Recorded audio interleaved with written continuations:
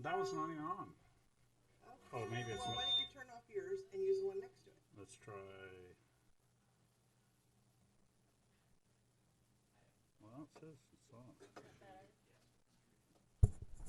Yes. Can you hear me?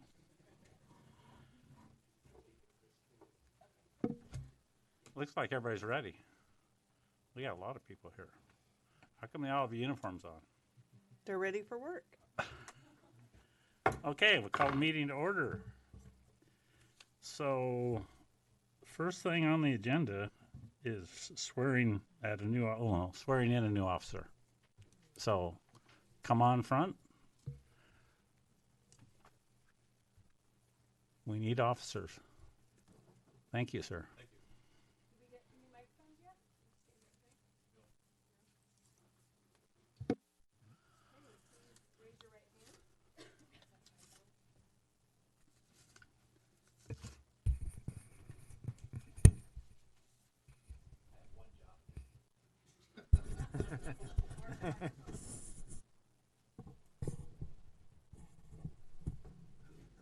Green light's on, okay. I state your name, I, Terry Massey, Jr., being duly sworn, being duly sworn, depose and say depose and say that I will support the Constitution of the United States, that I will support the Constitution of the United States, the Constitution of the State of Oregon, the Constitution of the State of Oregon, and the laws thereof, and the laws thereof, and will faithfully perform and will faithfully perform the duties of police officer the duties of police officer of the City of St. Helens, Oregon, of the City of St. Helens, Oregon, to the best of my ability and understanding to the best of my ability and understanding during my term of office, during my term of office, so help me God. so help me God. Congratulations. Thank you.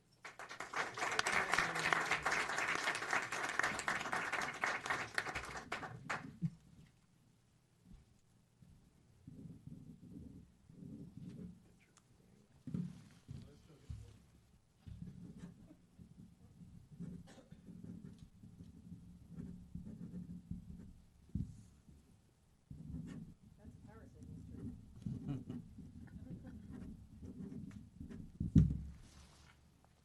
You want pictures?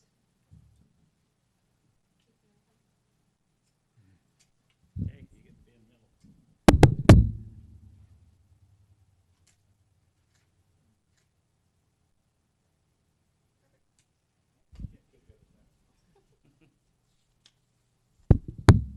Think. I'll do these to Kathy.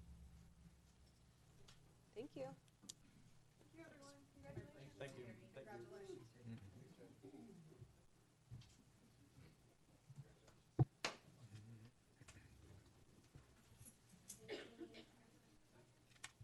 Everybody's leaving. Thanks, guys. Come again. Stop the car on the way back. 2 tickets between here and the station. Stop the car on the way back.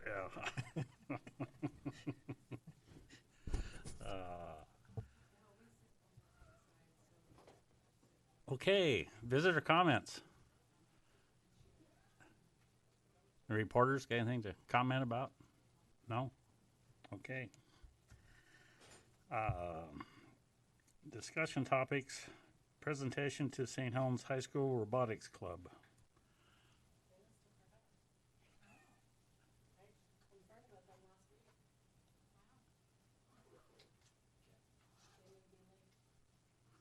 We'll see if they come. So presentation on question and answer first in St. Helens intersection. That's you? All right.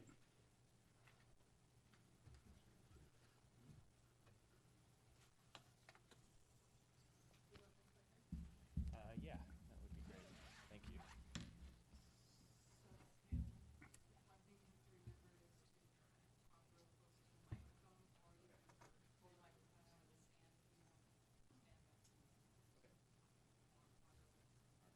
Just stay seated with the microphone.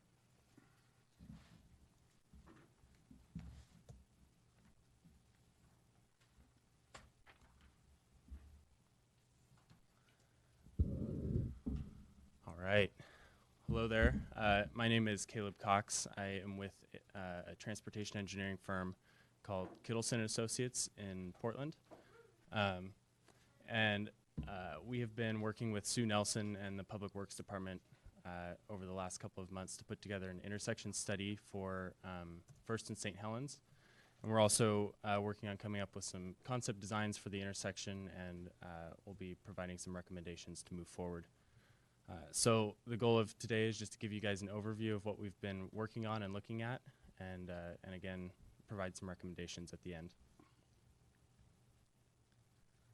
So we started by meeting with Sue and trying to identify some of the key issues of the intersection here at First and St. Helens. First of the issues being that there's a pretty long pedestrian crossing distance, especially across St. Helens Street. We've got about 70 feet from the curb to curb, and 55 feet crossing First Street. Another issue that we identified was poor sight distance for vehicles, which vehicles turning from St. Helens Street onto First Street, as you can see in the graphic there.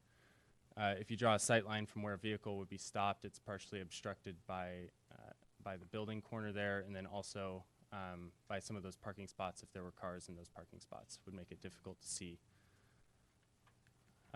So in kind of beginning our study, we took a look at the existing conditions on site. We went out and had a speed study conducted, and the speeds you see on the screen there are the 85th percentile speeds on each of the legs of the intersection. As you can see, kind of on the south end, closer to downtown, the speeds are slower, and then it starts to speed up a little bit as vehicles are heading north on First Street. But these speeds are within the speed limits that are out there, and kind of what we would expect to see. Additionally, we took a look at the existing traffic volumes out there. We had traffic counts conducted for the intersection, and the counts you see on the screen here are for the existing PM peak hour. So essentially that's the busiest hour of the day. In this case, it occurred during I believe it was 4 o'clock to 5 o'clock in the afternoon. So those are vehicle volumes on the outside, and then the inside numbers there are pedestrian crossing volumes at the intersection. Granted, these counts were taken in January, so pedestrian crossing counts are probably lower than what we would see in the summer months. We also took a look at crash history at the intersection. So we got data from ODOT as well as the police department for all of the reported crashes that have happened between 2012 and 2016 at the intersection. As you can see, there were 4 reported crashes during that time period. 2 of them resulted in minor injuries, and 2 of them were property damage only. Of note, one of the crashes actually involved a bike colliding with a vehicle. So taking all of that into consideration, and in an attempt to address the key issues that we talked about, this is the concept that we came up with through working with Sue in the Public Works Department. This is essentially curb extensions on each of the corners. What it's doing is significantly decreasing the pedestrian crossing distance from 70 feet on St. Helens before to about 40 feet here. So that's going to help pretty extensively with increasing pedestrian visibility, as well as just decreasing that crossing distance to get from one side of the street to the other. The other benefit to adding these curb extensions is that it will significantly increase sight distance for vehicles turning from St. Helens Street onto First Street. You can see on the stop bars on the east and west legs of the intersection have been pushed in closer to the center of the intersection. That allows cars to pull up quite a bit farther forward and be able to see around the corner quite a bit farther. So the intersection currently is two-way stop controlled, and the next question after we identified kind of the concept is to look into it and decide if we want to have it remain as a two-way stop control or be changed to a four-way stop control intersection. Oops, one too far. Here we go. So this is where we conducted our traffic operations analysis. We looked at 5 different scenarios, the first being 2019 existing two-way stop control. So that's what the conditions show out there, and all of these results are based on the PM peak hour, which is the worst case scenario for the intersection. So during the busiest time of day, the numbers circled in red there are what you could expect to see as far as average delay times per vehicle, and those are in seconds. So for the 2031 scenarios, we projected the traffic volumes out based on projected growth of the city. And as you can see, we did 2 scenarios for two-way stop control and 2 scenarios for all-way stop control. The difference in delay times here is pretty negligible. Over in the last column, you can see it all comes out to what's called a level of service A, which is considered the best level of service rating that you can achieve. So the key takeaway here is that operationally for vehicles, there really wouldn't be a noticeable difference in delay if we were to keep it two-way stop control or change it to four-way stop control. So the next thing we looked at were warrants, essentially to warrant changing the intersection to a four-way stop control. These warrants are according to the Manual on Uniform Traffic Control Devices, or the MUTCD. The MUTCD is basically a national guidebook for traffic control, and its purpose is to make sure that there are national standards that are followed so that a driver can expect to see the same type of traffic control in one area of the country as they might see in another area. And so looking at these warrants, the first criteria to warrant a four-way stop control is if the four-way stop control is used as an interim measure prior to signal installation. And since we're not looking at a signal here, this criteria doesn't apply. Another is if there are 5 or more crashes reported in a 12-month period. As you saw in the earlier slide, we've only had 4 crashes reported in the last 5 years, so this criteria also is not met. And then regarding traffic volumes through the intersection, the major street entering volume averages at least 300 vehicles per hour for 8 hours. According to our traffic counts, we're quite a bit under this, and even with the future projections, we're not projected to meet this number anytime soon. Additionally, a criteria is if the combined vehicle, pedestrian, and bike volumes for the minor street averages at least 200 units per hour for 8 hours. And again, we're not close to meeting this either. And then the last criteria is if 85th percentile speeds are greater than 40 miles per hour, the minimum volume warrants are 70% of the values provided above. And as you saw in the first slide where we did our speed study, those speeds are not greater than 40 miles per hour.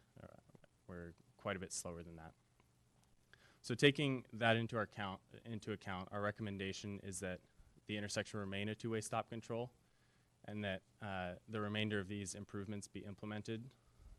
And the goal of these improvements, again, is to increase pedestrian safety, or enhance pedestrian safety, decrease the crossing distance, and also increase the intersection sight distance for vehicles. And then as an added note, and just some other features of this concept design that we're looking at, it's providing an opportunity for the city to start to implement some of the things that were outlined in the city's transportation system plan.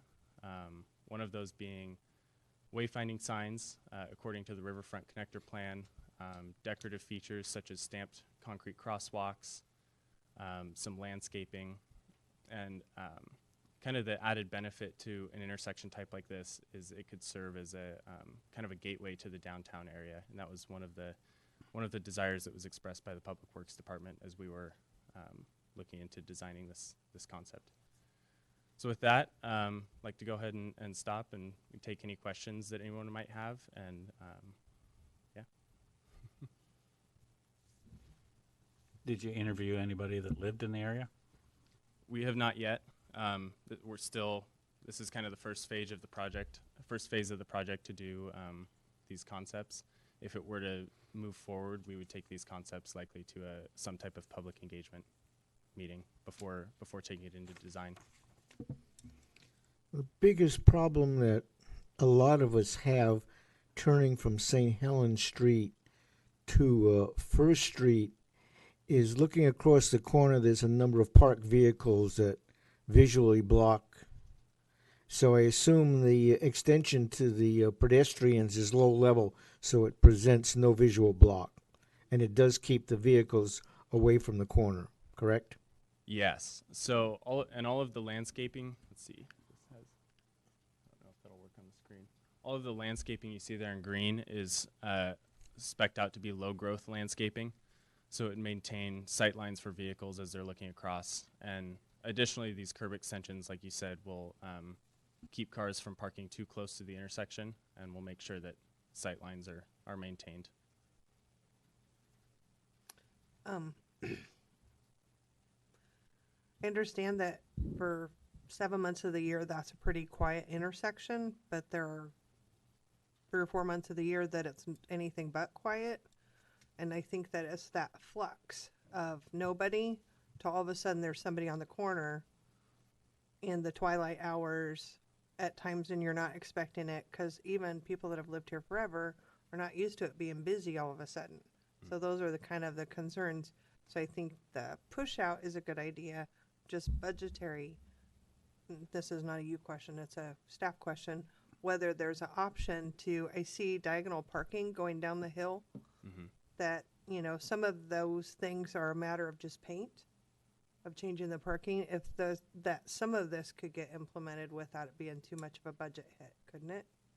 Obviously, moving the curbs is expensive, but changing the parking from parallel to diagonal's not. Yeah, that's not costly to do that, but it wouldn't make sense to do that if we didn't have the extension. Yeah, that's correct, because the reason we have room to put those diagonal parking spaces in is because the curb extension is protecting the vehicles and providing a physical barrier for vehicles heading towards the river on St. Helens. Otherwise, you could have diagonal vehicles sticking out. And I mean, you can see it's like that on the next intersection down, but ideally this layout provides the most protection for pedestrians, which is kind of the biggest consideration here. Yeah, I mean, Councilor Locke, to his point, both of us have witnessed some pretty close calls, and your numbers don't bear that out because they were taken in January. So they weren't taken in the month of October. They weren't taken on a Thursday afternoon when you have people with strollers and dogs and just a lot of chaos happening at that corner. Then you put a big van parked there, put a car on the other side, and all of a sudden, people are almost getting run over. And it's, you know, it's unfortunate that we have to rule with the almost got run over doesn't get any modifications. Run over gets modifications. Right. And part of the reason for that is that the right-of-way here on both of these streets is so wide that when a pedestrian is waiting on the corner, they're so far out of the field of vision for a driver who's waiting at the stop bar that it's just oftentimes probably not seen. And by putting the pedestrians on these extensions farther out into the intersection, they're more in the line of vision for the drivers. I'm just trying to get creative budget-wise, whether we do all these plans, all these corridor stuff, and then there's never any money. So my issue is like, have you seen in your experience where communities have done grants or done intersection by intersection and decide this is our goal, is we're going to do one of these exchanges every other year until we're done? Because I think budget-wise, it'd be millions of dollars to complete the corridor plan. Millions. Yeah. I mean, to implement everything in the TSP is a pretty significant effort. I think it's pretty common to do it piece by piece. And then the idea is that as long as each piece is following the TSP, by the time you get to the end of it, you have a complete and a complete corridor that matches with the plan and that all meshes well together. But yeah, like you said, it's kind of just a matter of finding the budget to make it happen and seeing how we can make that stretch as much as possible. Right. Well, because as a community member, this is what I hear from people that have come to all the meetings. As I come to this meeting and we do all this stuff and we never see any action. Yet again, another set of meetings, we do all this stuff and no action. So I guess the kind of the pushback is, how do we get there? Do you have? I mean, I'm not really familiar with what the I mean, I'm budget sure lots of constraints are, but communities yeah. do big system plans and then trying to get them implemented if there's ways that you get there, so then people feel like it has a purpose. Yeah. They have hope. Yeah, definitely. And that may be a question for Sue as well. I'm not as familiar with the kind of budget How we constraints fund within things, the how do city, we- but of where funding might come from. Yeah, pretty much for all street capital improvement projects, including just patching potholes and utility trenches and things like that. It all comes from the Surface Transportation Program, which the city gets an allotment every year, which can range anywhere from $130,000 to, I think, we had $154,000 one year. So, there's a little bit of range there, but that is for all of the projects that Right, we and that would do one corner. would do. Well, it'd probably go a little further than one corner, but I don't, But it Caleb, wouldn't if do you that wanna- entire intersection. if you talked a little bit about what the cost estimates Yeah, were for that. yeah, definitely. So we did put together a preliminary cost estimate for this concept, and we kind of did it in two versions. The first being like the bare bones. What do we need to get out there to make it a functional intersection? And that would be the curb extensions, the striping, and things like that.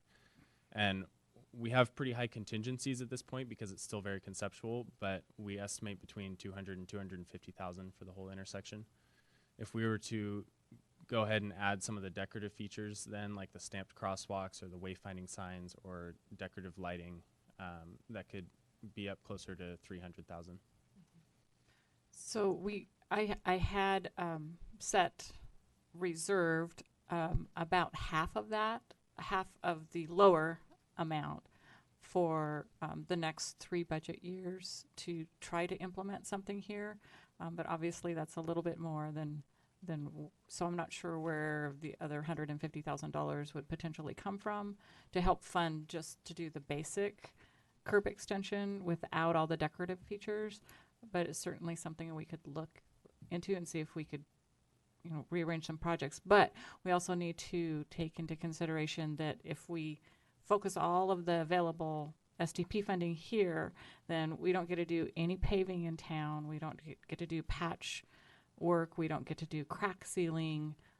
Those projects would have to just be deferred down the line for anywhere from 3 to 5 years, and the road conditions continue to get worse. So we've been the last few years been trying to keep proactive on doing the crack sealing and the trench patching and potholes and things like that, so that we can maintain the integrity of our streets without them falling completely into disarray and having to repave them, because that's considerably more costly than keeping up with the routine annual maintenance. Are there, because, you can interpret however you want, but as economic development, as a lot of people view this, are there grant fundings, are there other ways to create a partnership and funding to make things happen? Grants are always possible. Whether or not there would be something that would be addressing this specifically, I think it would be something that Jenny would be able to help look into for the safety considerations of this, because it would certainly go a long ways towards improving the safety of the intersection here, as would these in other locations along the corridor and the TSP plan. So that would be a possibility. The other possibility is it is within the urban development area, and so once funds become available from that, then this would be something that would be prime for that type of funding opportunity. And then the other question I have is, our community is pretty resistant to the idea of speed bumps, and I see them everywhere else.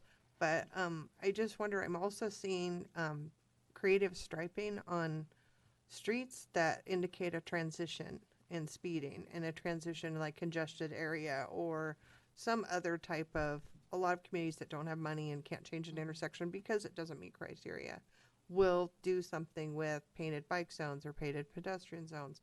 Is that anything that would be applicable here, or is it not appropriate for this intersection? Yeah, there's definitely ways that you can introduce what we call it traffic calming measures. So striping is one way to do that. Like there's enough width out there, especially on St. Helens Street, to add those bike lanes. So by adding those and maybe even potentially putting in some sort of buffered bike lane with some striping in between. You can kind of give a sense to the driver that the road is kind of constricting a little bit and they need to slow down. I just trying to find an intermediate measure Right. because, we have to have kind of a year plan, a 5-year plan, and a 10-year plan. Hopefully 10 years it has an improved intersection, but Right. between now and then, Speeds, as the speed study showed, speeds weren't really the main issue here. I think the biggest issue to me is pedestrian safety and Sightlines. the difficulty of the clear vision area. And so having that whole intersection move in like that is going to address those issues. Again, I don't know that speed is there an is a real education concern. element that I know that we reduce the parking on St. Helens Street to kind of help some of that, but is there a marking it compact only? Is that something that might pull people back in, create more vision? I don't know if that's something we've ever done out here. along First Street. Yes. So if you see this first slide here, Yeah. looking at the sight line, I mean, in reality, there are equations for calculating the required sight distance for an intersection. In reality, a vehicle should be able to see even farther down to the south, almost 3/4 of the way down the block. And with that building corner there and with how far the stop bars are set back, there's just not room to see around it. And as you can see, you'd have to remove 6 or 7 parking spaces to get that sight line as well. Right now, that sight line goes from where you have that car to a little to the corner of the theater, the north corner, because the high-level vehicles and the SUVs parked at that corner. So that sight line and building really is meaningless. One of the things we've had the Main Street design, which also has these bump outs. In the way of granting, this is like starting at the bottom of the main street. Is there easier granting paths through the Main Street process versus just this intersection? That would be something I'm not aware of, whether or not Because, a particular location would be. because as you know, this we has have the been- Main Street plan, which is We have the corridor master Yeah. plan, correct, and yeah. and I just wondered if that opens up any other grant facility. Having those master plans adopted makes a huge difference, and I don't think that any specific location is going to be a higher priority over another one when we're talking about particular safety measures. But having those plans adopted makes a large difference in the grant being looked upon favorably, if we can find one that addresses this particular situation. So this becomes part of the Main Street as compared to some of the First Street. By definition, it's the same place.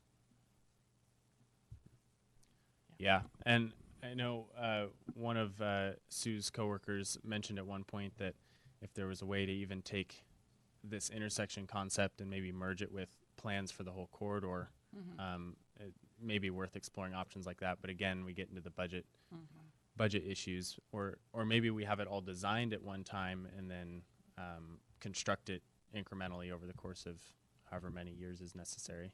So maybe what we could do is, because Sue is not the grant writer, she's not the grant researcher, so maybe we can just have staff look into what other things are out Yeah. there. Because, if Jenny doesn't know this is something that is bothering the council, she doesn't know to have been looking for it.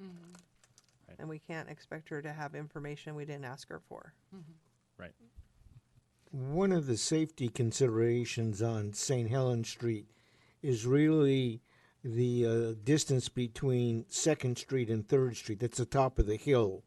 So when you're between 4th and 3rd, you have no visibility beyond basically 100 yards. It's not until you get over the top of that hill that your visibility opens up, and then you're almost on that intersection.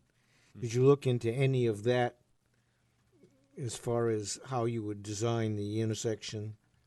Or is this mainly a flat ground plan? We looked at it in 3D just a little bit from the standpoint of drainage impacts and where we might need to put additional storm drains. We didn't look farther up the corridor too much. We stayed pretty focused on this intersection. But if you said it's coming down over a hill and it's vertical sight distance considerations, things like that can be a little more challenging to solve.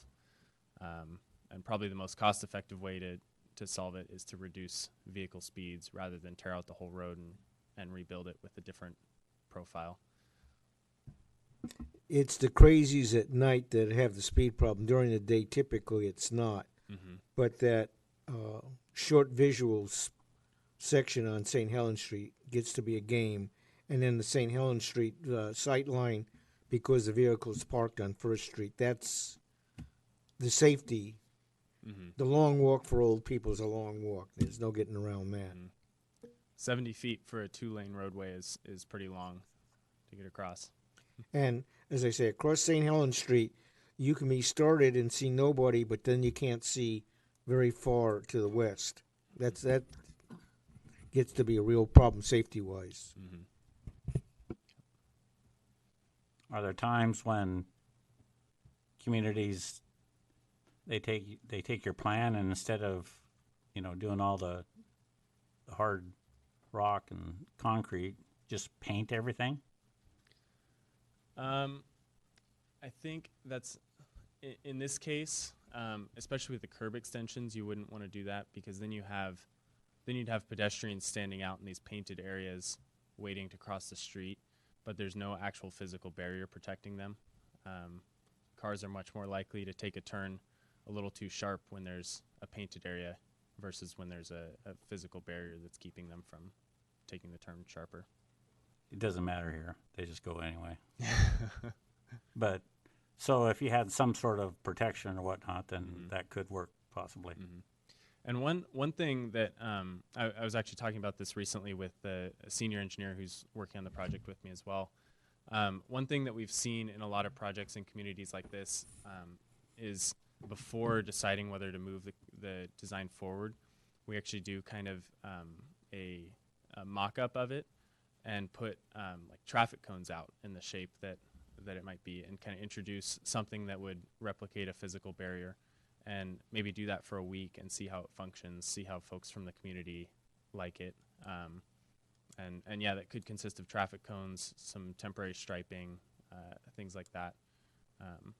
But if we were to do something like that and then find that it really did provide a lot of benefit and the community was buying off on it, that could help in getting the project moved forward as well. Going one step further than the traffic cones, put a 1.5 foot planter in the same thing. In other words, just pile stuff on the ground we have. That could be a little more permanent. Is that a viable possibility? It'd be viable for a temporary thing, but something like that, I mean, curbs do get hit by vehicles as they're coming around the corner, and that it would most likely be pretty well destroyed within I few months or a noticed year. that they did, Portland's implementing protected bike lanes, and they use some of those low-level round planters along, I think that's Broadway by Lloyd Center, and they've got reflectors all over them and stuff. But because obviously they're not going to tear up the street and put another strip of trees there because it's expensive, but they did that to try to ease that in. And then also over closer to Peninsula Park, they put in those, I don't know what they're called. They're not bollards, but they're like posts that protected the pedestrian bike zone because they moved the bike zone in and put the parking out. So they created this whole different profile of protected bike lane. So I just wonder if maybe we can kind of refer this to staff to look at, what are cost-effective temporary measures to improve safety at this intersection until we can come up with the funding for complete improvement. Because I don't think doing one corner at a time makes sense. But I think doing nothing doesn't make sense either. So just having a plan. Yeah, that's definitely worth exploring, looking at other ways that we could accomplish this. What other implements that would be less permanent that could be a test drive to look at how does the community take this, how does it respond, or this is awesome, go ahead, let's find the money. That kind of thing. Because you don't want to leap with $500,000. Yeah. Especially if you don't have $500,000 laying around. Yeah. Thank you so much. Yeah, thank you.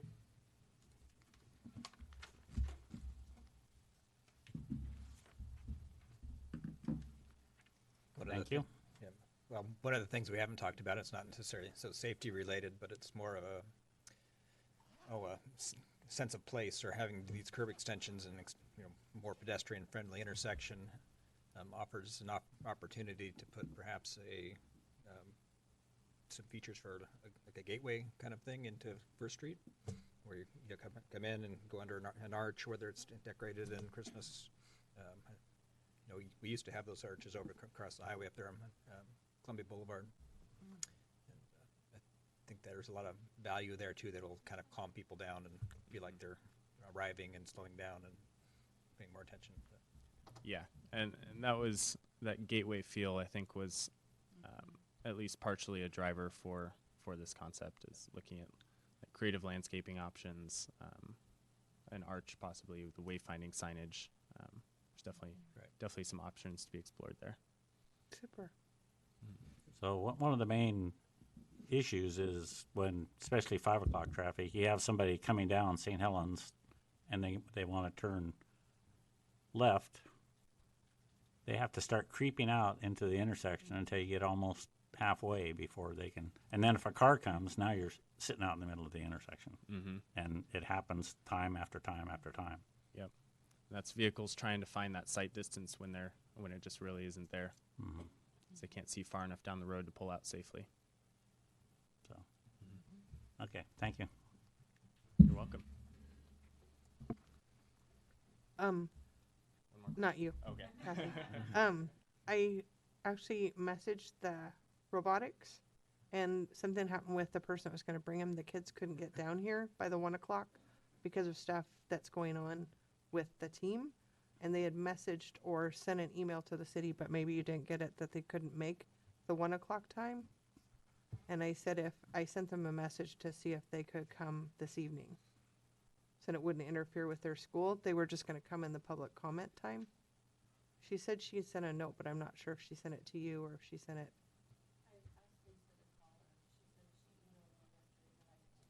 Okay, I just wanted to let you know that I texted the group because I know a couple of parents in that group.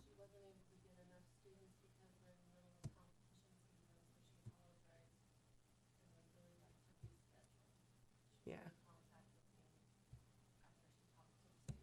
Okay. I got a little blip from her and I thought I'd pass that on. Can they make tonight? She's gonna check with the kids to see if they could. Oh. One of the parents is gonna talk to the leader and see if they could come at public comment at 7. And I said that their presentation, I think they did it in the evening last time, and it only took a couple of minutes.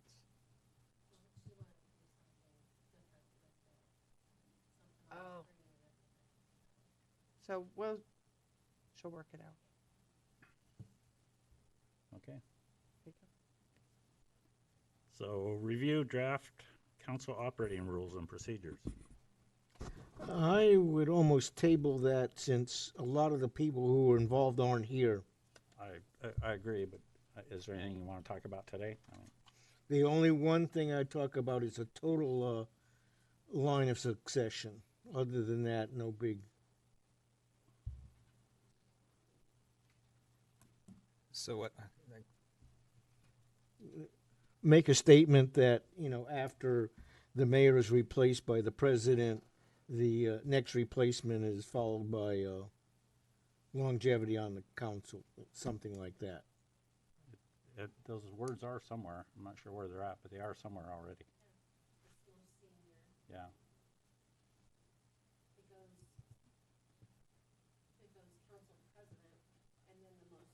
Is that written down, or that's just what we do? No, it's written down. I'm not sure if it's in this document or I not. don't know if it's in this one, but it's in the Yeah, charter. I I was believe just, it's in the charter. well, that may be, but I was looking at this one. Yeah. So,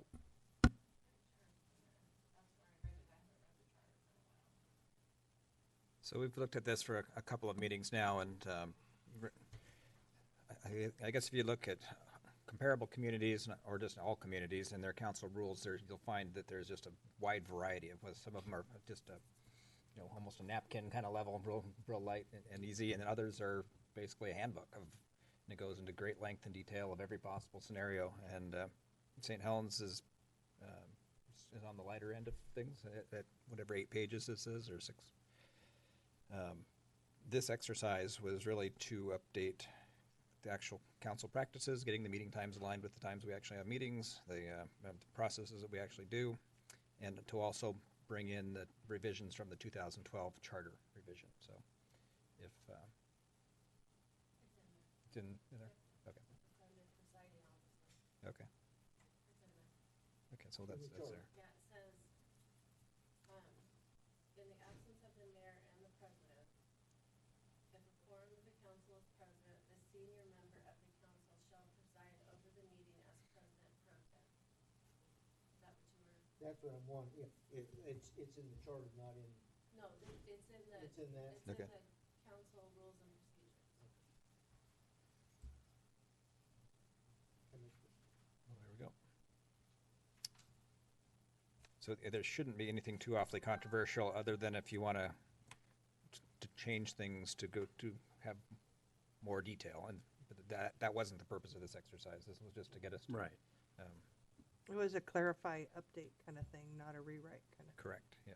But I guess since we're talking about that, one of the reasons John was talking about that was over the years, I've, expressed concerns with the council that maybe we do make some sort of a job description for counselors, and it can be vague or whatever the case, but as you guys, especially Steve here coming on, I just thought it would be something that would be interesting and informative to a new counselor coming on, so that you kind of know, oh, here's kind of the guidelines that we need to follow on, instead of, there are no rules, you can do whatever you want. So I'm just kind of throwing that out there. I really don't care at this point in time. So you guys can think about that, and we can talk about it when Rick and Doug come, hopefully at our next meeting. Yeah, I agree that we need to counsel. And whether Postpone that, yeah. that, call it a job description, call it, more- Guidelines? more on the procedures, right? This document is called Operating Rules and Procedures, and, the expectations of the procedures are kind of a job, seem similar. It could be an expanded effort on this document, or an updated in the future, or some standalone, and, Even just a paragraph that the counselor's role is expected to be, as opposed to everybody interprets it differently. I mean, I'm sure maybe there hasn't been enough turnover, but I would think that for a staff person, if every time the assignments change, they're like, oh no, what's the next counselor going to do? If there was guidelines, then they wouldn't have to worry about an election changing a person, changing their job dramatically. You know what I'm saying? I just, the consistency and the boundaries, I think, would make staff feel better, make me feel better like I'm doing my job and I'm meeting expectations if there were something in place. So I would concur that some guidelines, job description, paragraph referencing what that looks like might be helpful for consistency's sake. the question would be whether you want to move forward with this and update that in the future, or if you want to just. That would be my suggestion, yeah, that maybe it Let the could be other two addition weigh to this, or just another document by itself, yeah, one of the two, yeah. But we need to move forward with this. And, but like I say, hopefully, so nobody has any changes to this right now, so, okay, so. I believe it is on the regular meeting agenda for approval tonight. Well, I don't want to approve it without mayor and president here, so can we Do we wanna- delay that till next meeting? Thank you. Governing policy. Okay. So this is what we've talked about for several meetings, another round of it.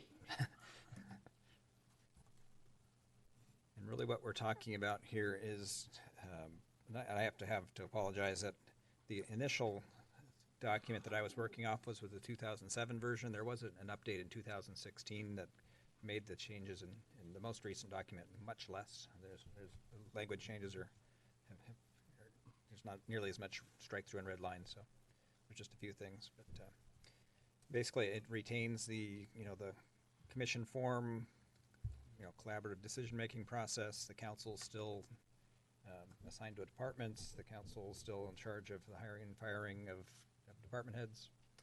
The only substantive change is that the city administrator position oversees the department heads of all department heads. Currently each department's assigned a department head, and we know how that works. So.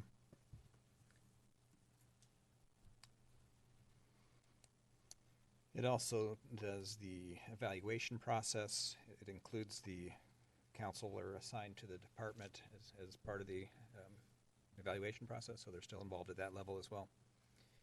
It eliminates the judge and city attorney because they're contract positions, and it's not really because we don't have in-house counsel and attorneys that's probably not appropriate.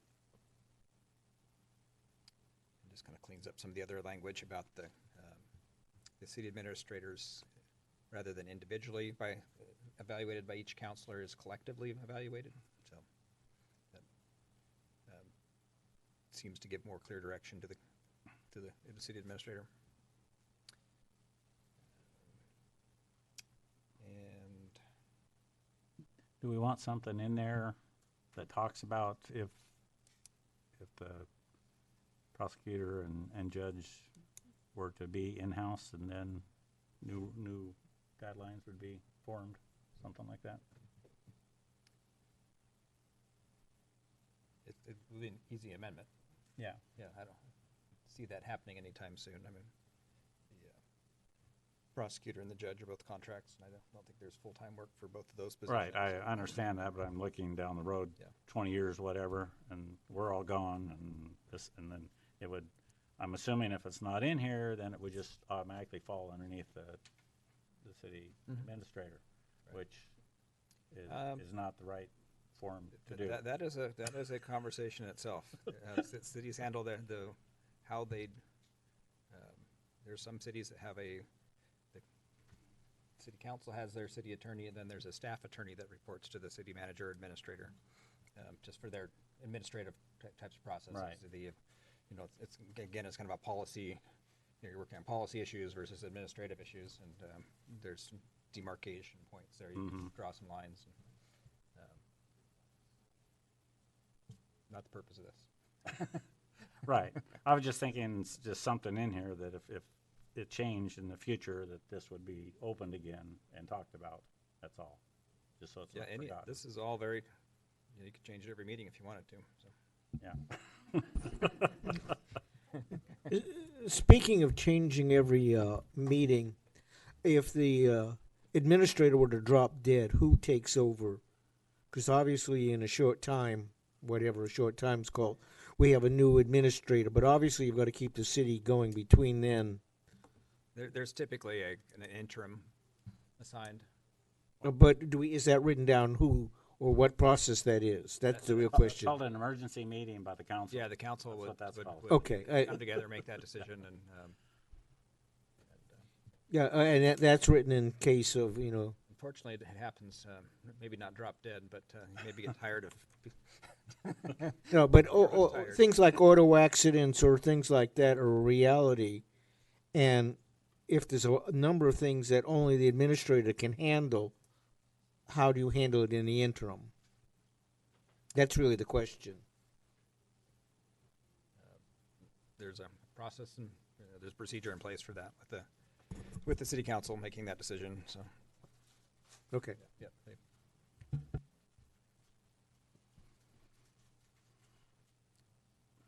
So I think both these are getting real close, but here's the same situation is I do not want to vote on this tonight unless we have a full council. So if we can move that to our next meeting, it would be great.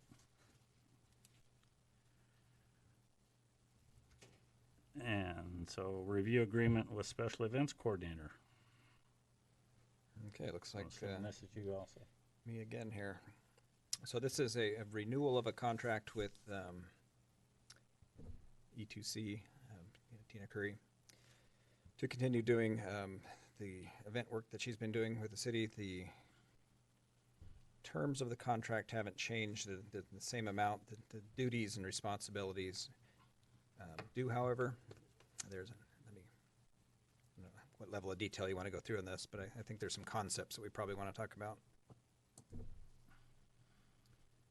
Probably the foremost on the compensation, she's paid her contract fee over 12 equal monthly installments, and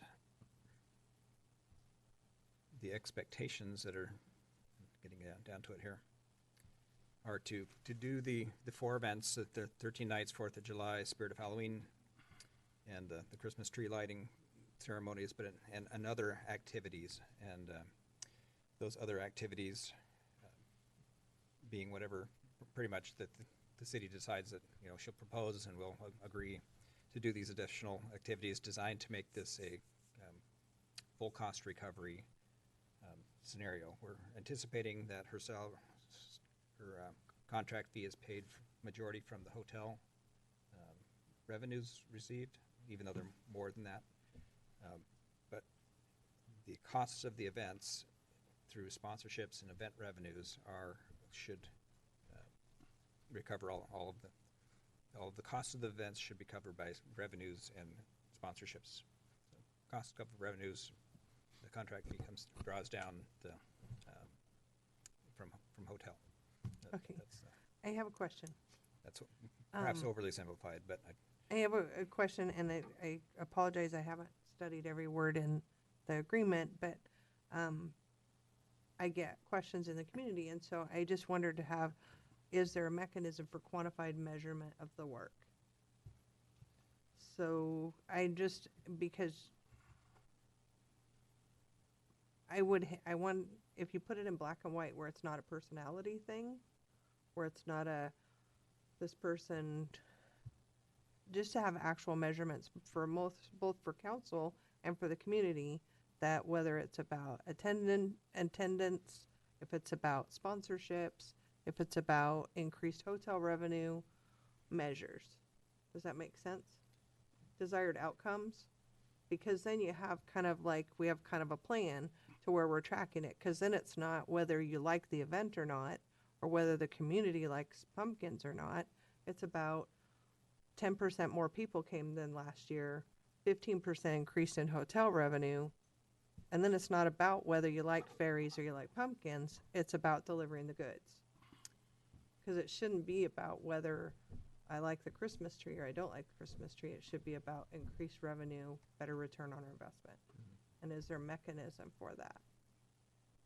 there is Travel Oregon has a metric. If you recall from our council retreat, we looked at some of the numbers there, which were pretty impressive. So it depends. I know we're doing better. It depends what you're measuring. Is really Yeah. There's the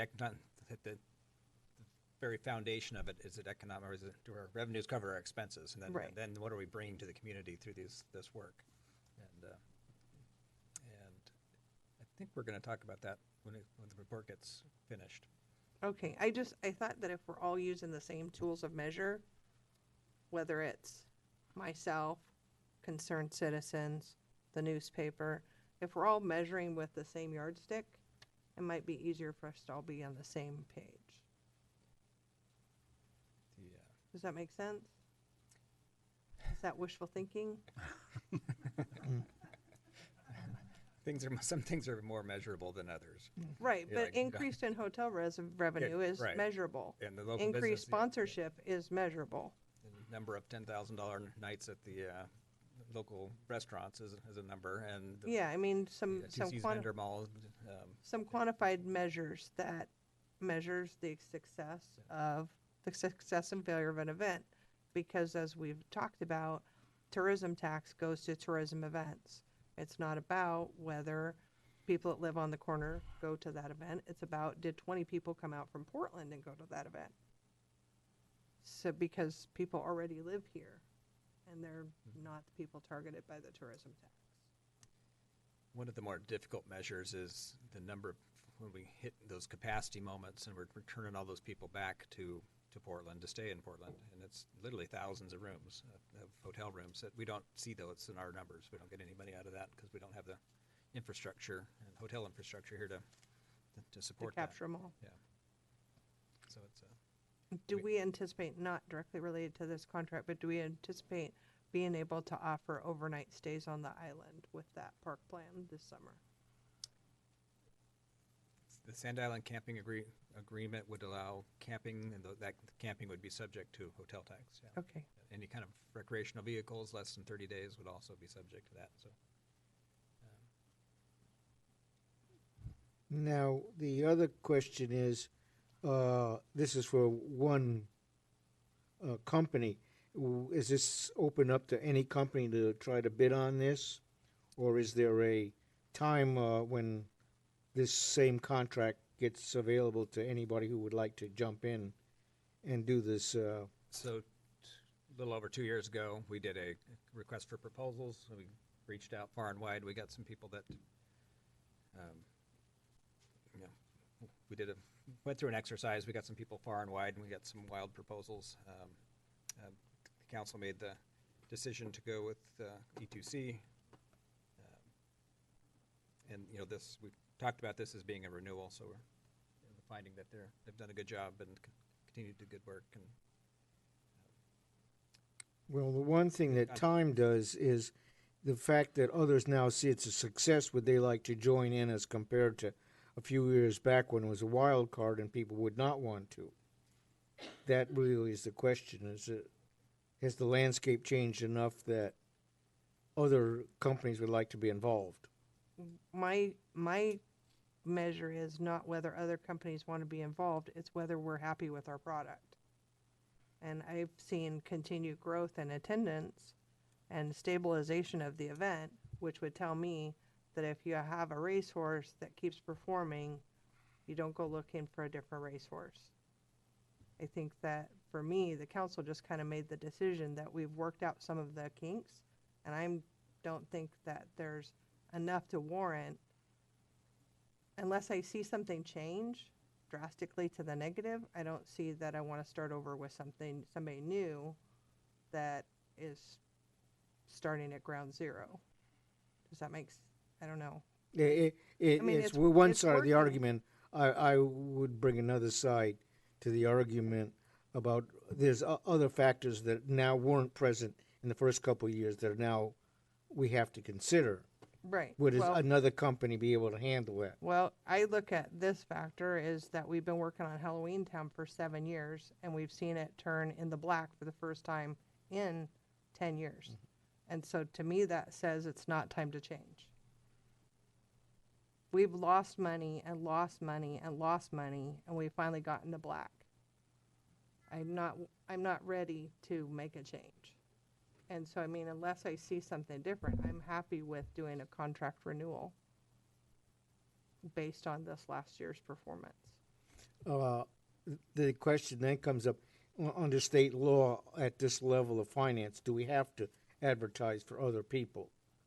I don't think so. We've had the same attorneys for over 10 years. We've had the same IT for over 10 years.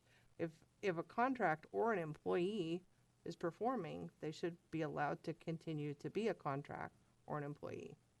Unless there's something egregious, that's usually, or if the market changes dramatically, like they're underperforming, then you'd be like, let's go out and see what's out there now.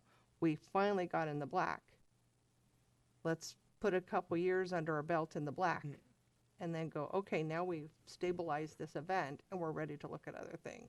That's obviously good business. No discussion on that. The question is, are we running up against law that says we have a? Yeah, there's no rule that says we have to go Okay, out. that's the question. Yeah, there's no rule, and I personally don't feel a personal burden of stewardship that we need to go out because I think that we're effectively using our dollars. I'm wondering whether we like it or not, we have to. That's the real question. Right. No, there is nothing that says we have to. Okay, that's the question. We've been, the last 3 years, we've been tweaking things every year a little bit and getting a little bit better, working out the kinks, so. No, my question was, do we have to, if you're buying telephone poles Right, with public money, at certain points you've got to put out a bid? right.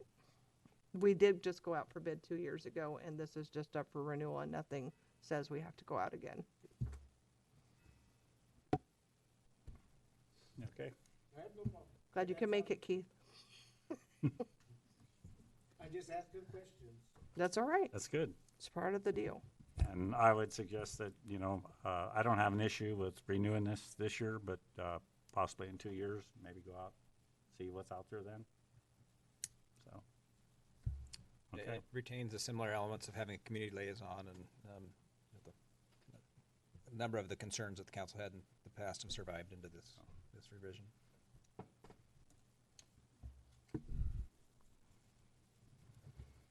Okay. Department reports. Yes, for the police department tomorrow night, first Thursday for the month of March, at 7 o'clock p.m. at the St. Helens Library. Our topic is drug recognition. Officer Jamin Coy and Officer Dylan Gasson will be presenting our top illegal drugs that we locate in the Columbia County, specifically St. Helens, to the public. And they've already put a PowerPoint presentation together, and we look forward to that. And that's all we have. We have Officer Massey. Well, we have Officer Massey sworn in today. He was a reserve officer, and he joins our ranks. And then we are in the process of a background investigation on 2 other applicants to fill 2 more vacancies that we have. So hopefully those will have good fortune, and we'll get them hired shortly as well. And then next Friday, Officer Adam Hartless graduates from the DPSST down in Salem on March 15th, and I'll be in attendance for that graduation ceremony, and then he'll start his field training and evaluation program immediately upon return. So Okay. that's all we have, sir. Thank you, Chief. Sue. Okay, yeah, I do have a couple of things. Very exciting. Yesterday, I got to attend a workshop in Portland. This was on disaster sanitation. So it's basically what do you do in a widespread emergency when we don't have sanitation and water facilities available to citizens for a period of time. So it all boils down to using buckets, a bucket system. But there's logistical issues with that. So the workshop was to bring together people from the whole region, Clark County, Clackamas County, Washington County, Multnomah County, and Columbia County, and discuss how best to address some of those issues in an emergency situation and how to coordinate those efforts. So that was kind of an interesting morning yesterday, going through some of those ideas and being able to brainstorm and coming up with some things that people hadn't thought about before. So it was good to get that group of people together. Also, there's a few items on the agenda for this evening. One of them is awarding a contract for water line replacement. We're happy to see this project get underway. It's replacing a water line on North 7th Street, north of Columbia Boulevard, with an undersized, there's an existing undersized line there, a 4-inch that necks down to a 1.5-inch line. We want to replace that with a 6-inch line. And the same type of situation on South 11th Street, where we have an existing 2-inch line that also replacing with a 6-inch line, which also means we can put fire hydrants on that street, which we don't have them in appropriate spaced locations currently. So that project actually came in considerably under our budget. So we're very excited about that. And the contractor is one that has worked here before and did an excellent job for us on another project that we did last year. So we're excited to see that one hopefully get approved and start moving forward. Another small item on the agenda for approval is the new contract for bulk chlorine delivery for the wastewater treatment plant. So every few years they go out for bids, and they go to any chemical company that can deliver this product for them.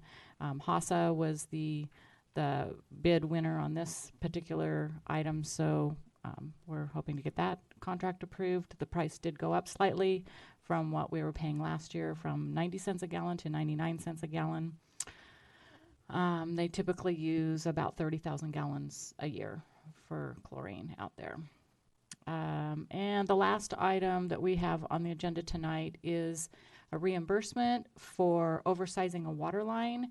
This is something that developers, we are allowed to to contribute to a project when a developer oversizes a utility. It can be a street, it can be a water line, it can be a sewer line. If they oversize that line that's larger than what their needs are for, but that meets the city's future capacity needs, then the city is allowed to reimburse them the difference in the cost between the smaller size utility to the larger size utility. So in this case, there was a developer that extended a 12-inch water main. His needs only require the 6-inch water main, and so he is asking for a reimbursement of approximately $3,200, which is very reasonably priced for the city to contribute towards that particular extension. So I'm hoping that you'll see fit to approve that reimbursement request.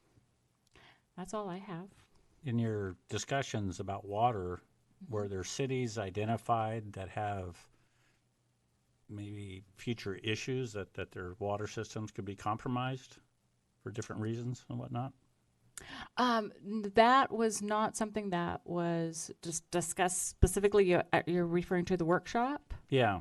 Yeah, that wasn't something that was discussed specifically in that particular workshop, but I'm actually going to another regional disaster recovery it's actually a 2-day conference next week, and things like that would probably be more likely covered in that. This workshop yesterday was specifically addressing just the sanitation portion of being able to get something very easily accessible to vast amount of people with very low cost and very easy method to distribute supplies. It was a very, very specific topic.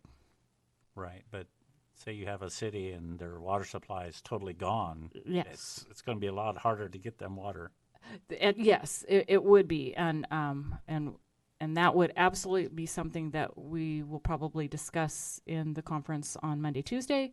But the water supply was not something that was addressed in this particular workshop yesterday.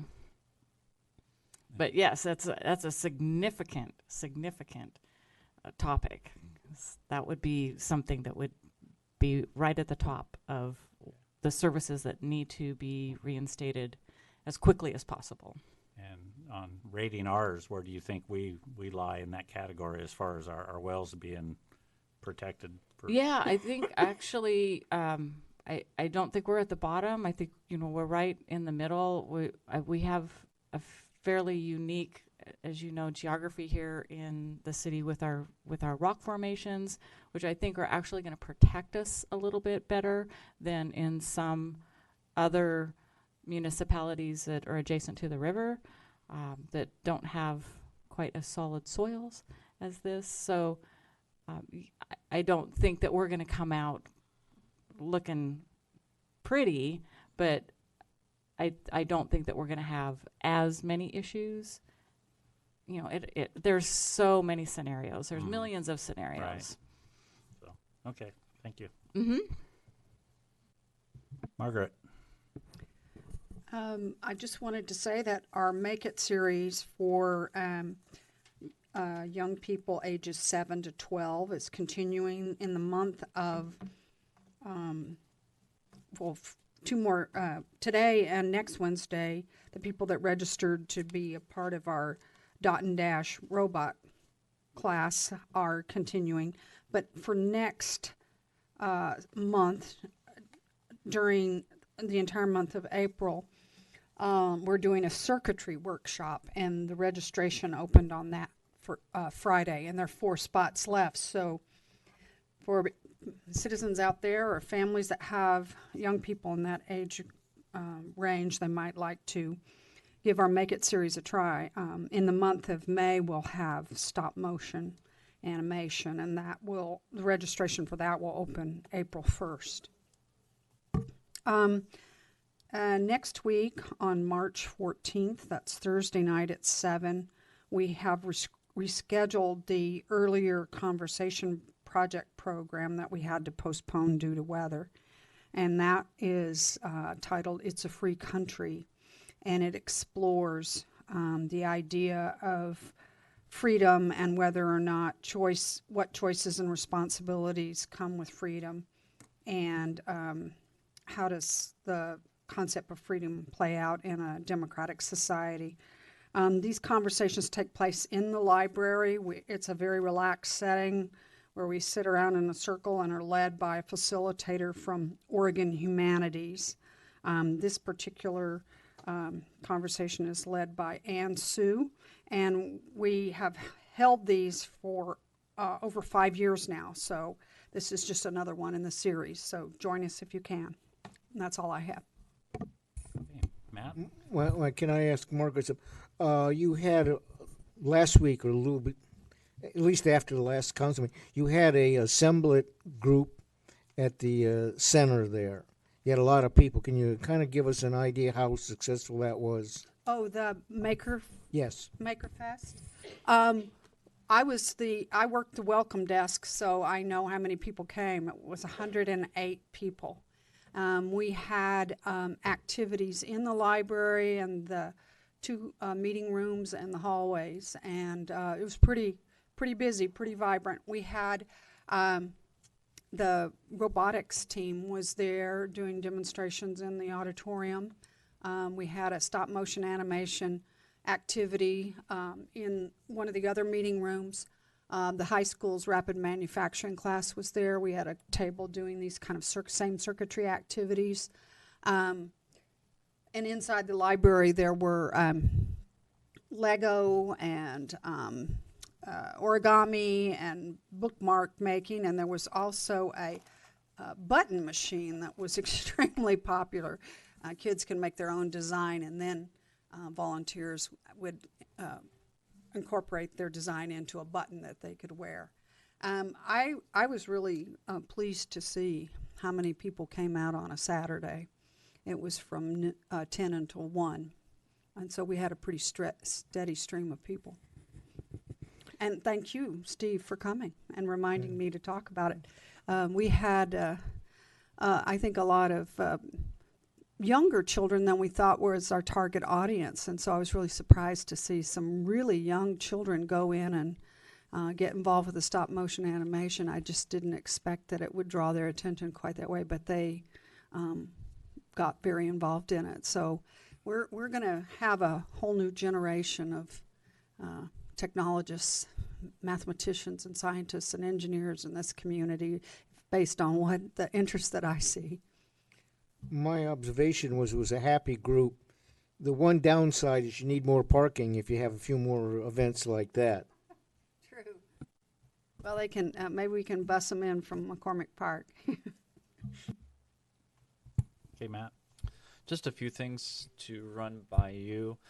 We have a open house on Saturday from 3 to 5 at the Recreation Center. So if you're available, feel free to come out. There'll just be some light refreshments, and it'll be open to the general public to give a tour, look at the new guide that's out, as well as rec staff will be there. I will be there to answer any questions. So keep that in mind. Tonight, just a reminder, we have a hearing at 6:45 for the budget. This is basically just updating everything after the audit comes out, so updating the beginning balances for this current year and then adjusting anything that is needed as of right now. I'm not expecting any soda tax crazy people, so we might get 1 or 2 people, but here's open. The only other thing I wanted to mention was that I've been working on the exclusive use permits that we currently have for field use, as well as updating some of the forms that we have online that have to do with stuff like street closures, parades, and those kind of things.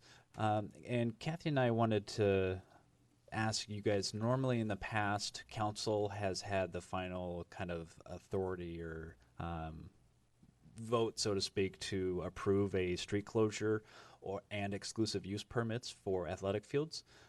So we were wondering if the council still wanted to have that decision-making process, or if you are comfortable with staff making that final determining.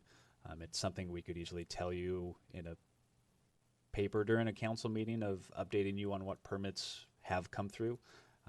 But just the time that it takes we get something in and then we have to wait 2 weeks for it to go to council. And so it just kind of speeds up the process of things. But if city council is comfortable with keeping things as they are, we can definitely do that as well. So we just wanted to bring that up as a idea.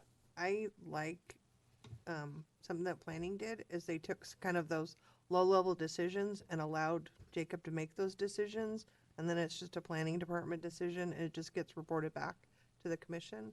And he's noticed that how much more efficient the department is by not running every single one of those things past when it's, you know, the Kiwanis Parade that we do every year. There's no need for those kind of street closures to come to us.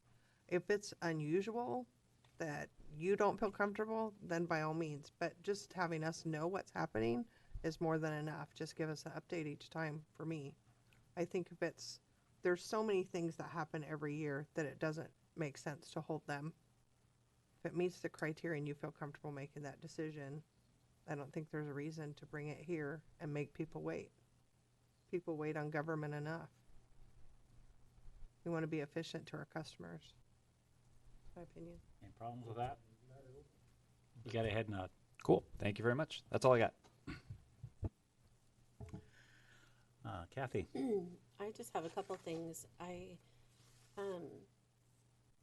The City County Quarterly Dinner is coming up on March 19th, and I wanted to hear from anybody if they're planning on attending. It's where? In Clatskanie at the Cultural Center.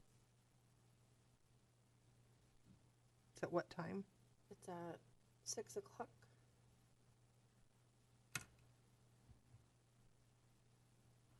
What's a Tuesday? Yeah. Yes.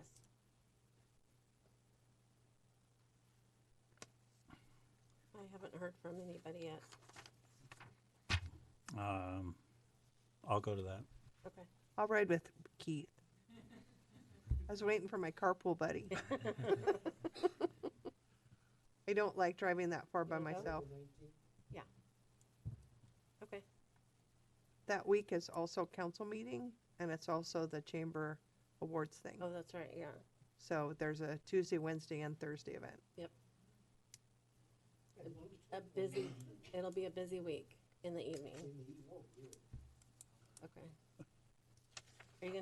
Are you gonna stay in town and go to the chamber dinner? Come on. I'll see. Okay. John, are you gonna go to the city county I am. and the chamber? Yes, I am. Right. Okay, that's all I had. Okay. John, Do you want a tourism report first, or? I'll get your report first, then I'll go to her. All right, I don't have much to report other than, there's just a lot of, I was out a couple days at the City County Insurance Conference last week down in Salem, talking about insurance and risk management and all kinds of exciting things there. Our premiums are going to be, Chris Iverson, our insurance agent, was down there as well, and it seems like our premiums for healthcare are pretty, as anticipated, kind of the typical 6 to 8% growth, which is a lot, but it seems like a train that moves about that pace all the time, so outpacing inflation. Made some good contacts down there on some other matters. There's just a lot of, filling the court clerk position. We've been working with the staff and the collective bargaining unit to get the job description updated and get that out there to get that position refilled with the right person. And I think that's about it. There's just a lot of things, but I don't know if you want all the detail. Okay. Tina, come on up.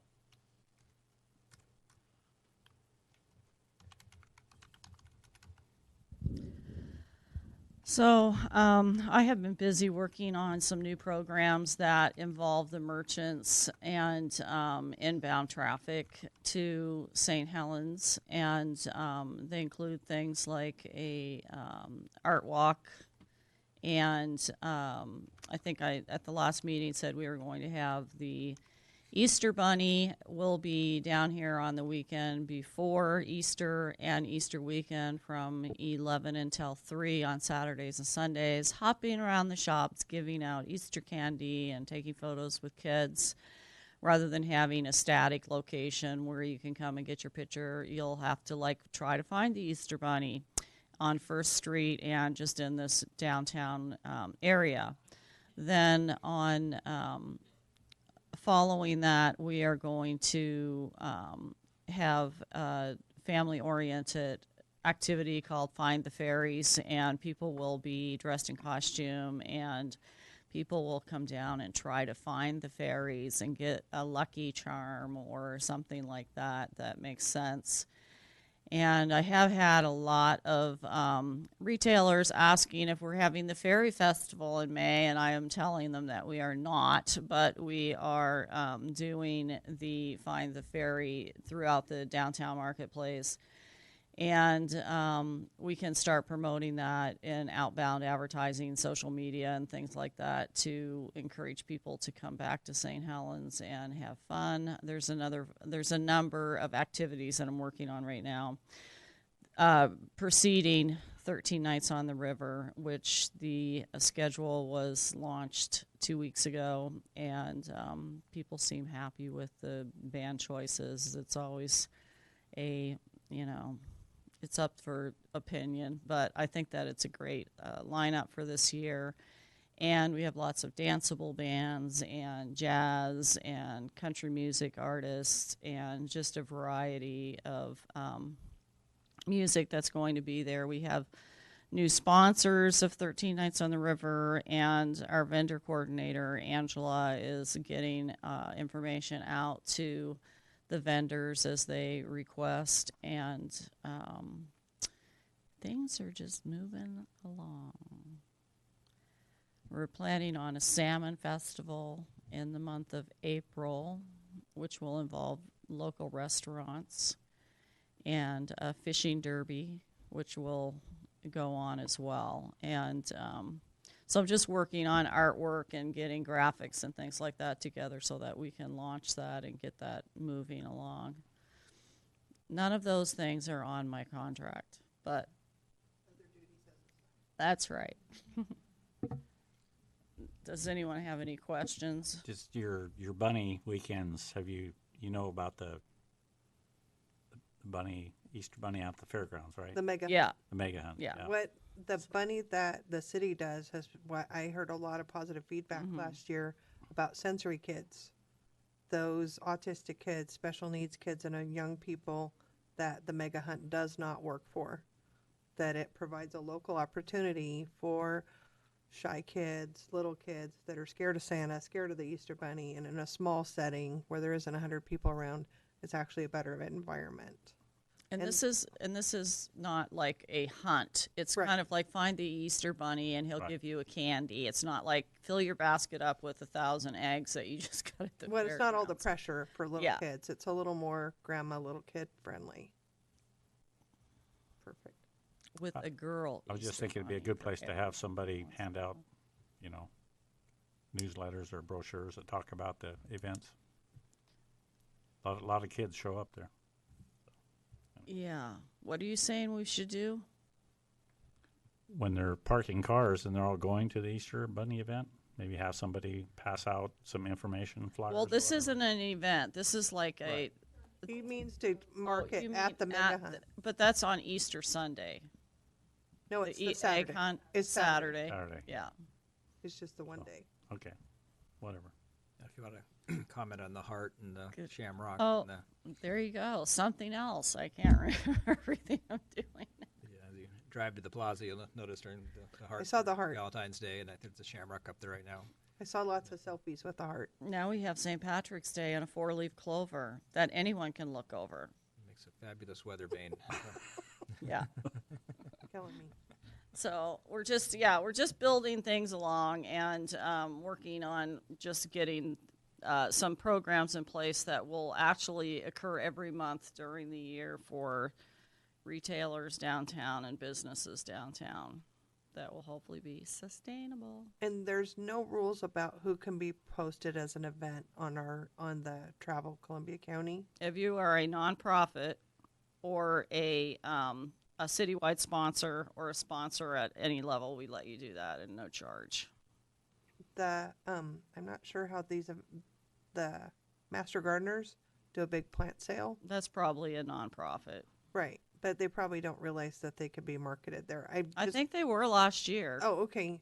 I get, because I'm a gardener, I get it Yeah. from all the communities around here, and then I'm like, when is ours? Yeah, so just always send people in that direction. We pretty much have a good listening of people, because this has been like 3 years now, so people are kind of going, oh yeah, I can go ahead and advertise on that site. And our extra read all about it is coming very soon, hopefully this week. So we have interviews with Mr. Brown and other community leaders that will be up and available for people to read. Awesome. I want to follow up on something Carlson, or the other end of this operation, said, and having to do with people who were somewhat hesitant to deal in public. Last Monday we had the 130th birthday celebration for St. Helens, and we had, I believe it's the Heritage Girls, to me they look like Girl Scouts. They were passing out cake, and for some reason their presence, being involved with a lot of adults, seemed to make the celebration a little bit nicer. And anytime we can try to get some of our youth involved in any of these things, these is cupcake passer-outers or just any little thing, it seemed to make the event a little bit nicer. And I know for a number of kids who have social problems, it's a big help. I mean, it doesn't do the event a whole lot, but for those people it makes a very big help. And I would encourage anytime we can use these little youth groups to be involved. You know the group he's talking about. It's Lisa's daughter's in it. It's they meet at Grace Baptist Church, but it's high school, junior high, and high school age girls. You're making a face. Right, but the girls that were passing out at the birthday were like 7th graders. But it's super cool. The group they've done lots of different stuff. I've seen them at lots of things. Yeah. The same 7, 8 girls. Right. They have community services, one of their tenants. Yeah. So I think that they do. I mean, I talked to Lisa about that today. So She's the one. Yeah, she's the deal that we have with our things is that typically we don't hand out free things except for at Christmas time, because there's just not a budget to hand out free food. But is that they're really employed by E2C Productions, so they have to, because they're minors. There's a little bit of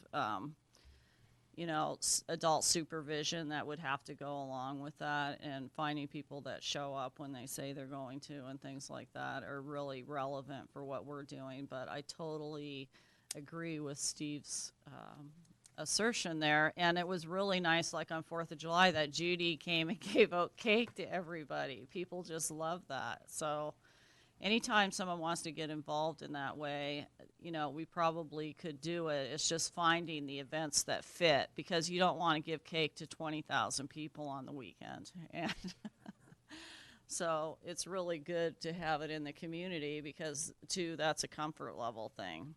Small local things, it works. Super. Yeah. Any other questions?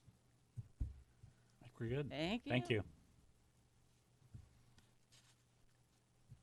Okay, Councilor Carlson, you got anything today? I was going to give the report, but my youth council liaison is coming tonight, and he's got a pretty substantial report, so I'll let him have that. With all the stuff the youth's working on, I'm pretty excited about the chamber banquet. They're going to be releasing the names of the finalists for the voting of all the categories this week, so people are going to know that they made the cut, and they're going to be honoring people on the 21st. It's just super excited seeing all the positive things and all the good works going on. And I hope lots of people would choose to come out and support local business at that event. That's all I have. Okay. Councilor Topaz. Yeah, I have something. I got a telephone call by one of our citizens who was worried about our water reservoir. And he was a little disturbed that they've been taking so long to fix it and wanted to know exactly what had gone wrong with it.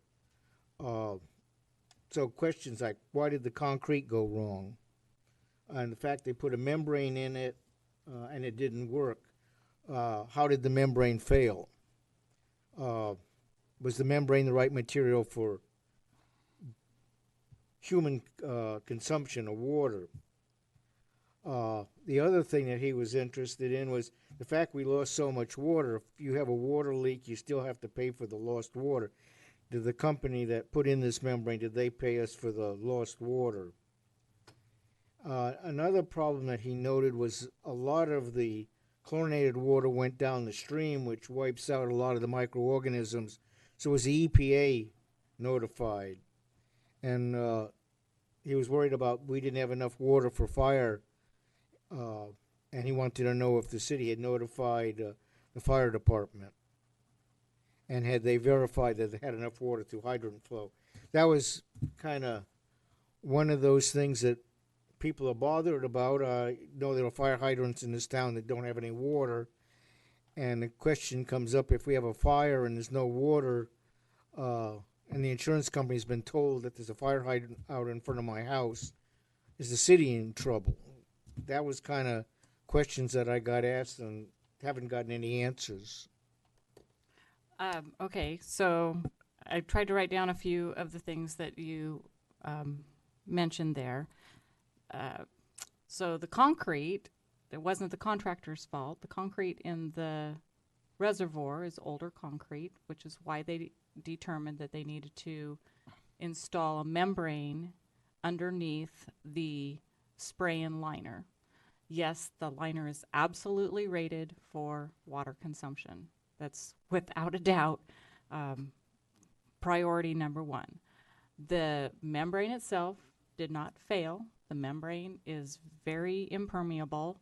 It was the installation of the membrane on the bottom portion, not on the walls, on the bottom portion of the reservoir that was not installed correctly.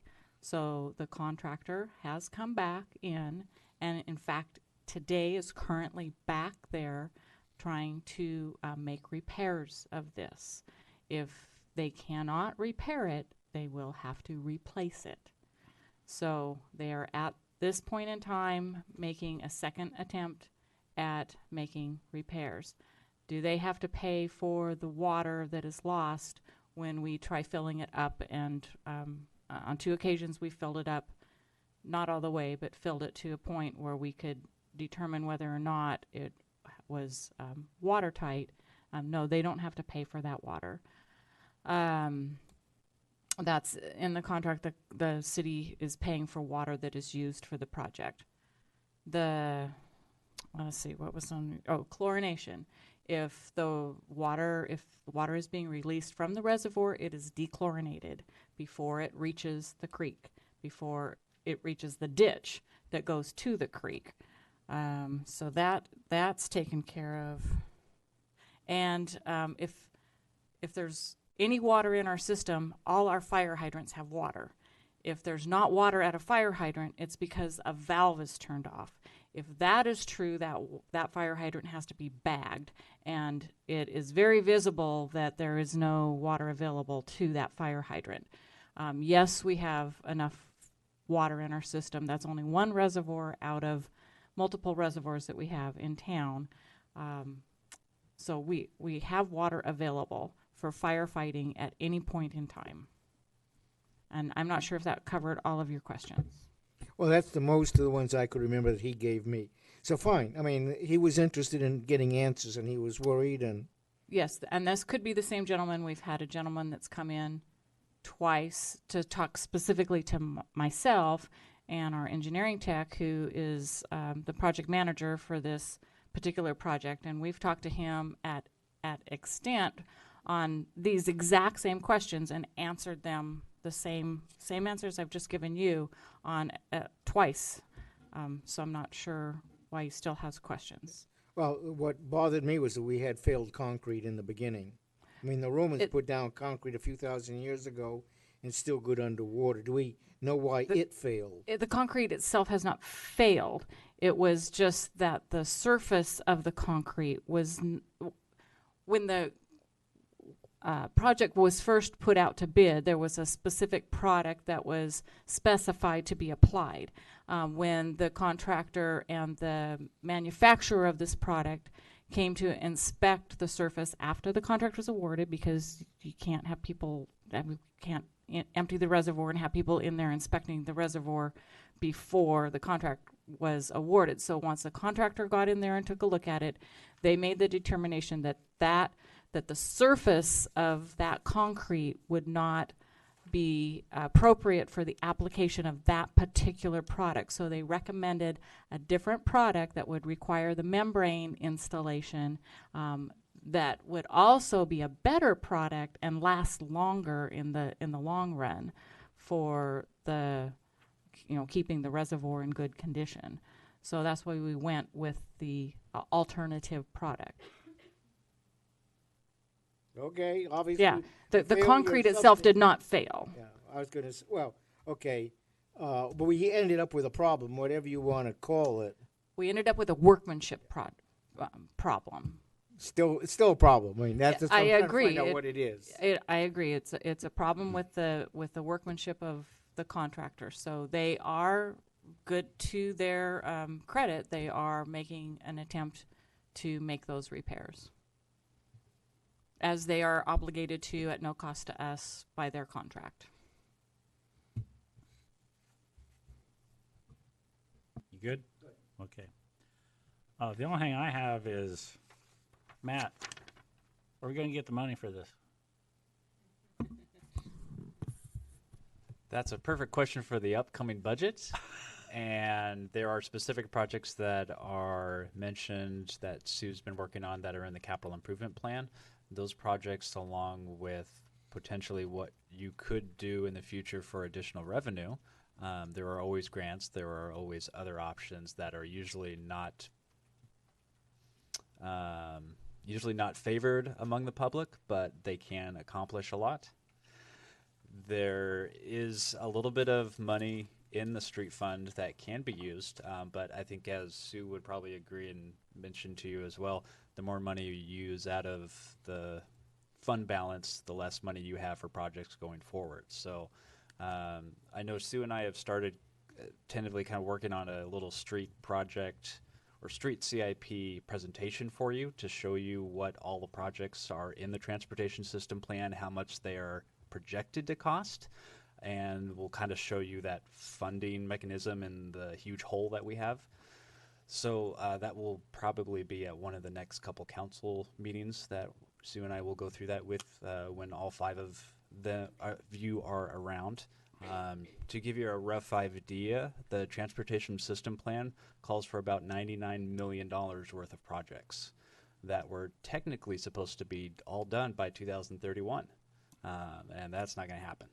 So we have about, I want to say, roughly $1 million in the street fund.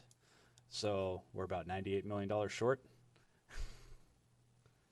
But like I said, we'll go through that at a future meeting when you see the street projects, all of them that are listed by priority of the TSP, and then whether you decide as a council if you want to move something up or move something down, and what you don't want to spend, that's up to us, I guess, for all to have a discussion and talk about.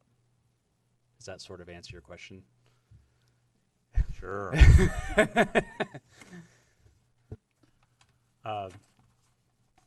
The only thing I got to say, I like the plan. I'm not sure it's going to solve everything, but it's going to help, definitely. But I knew this was going to cost a lot, and that was my intent, was to get something in the interim done because it's an issue. So, I guess we can talk about that in the future. So, anybody else got anything else?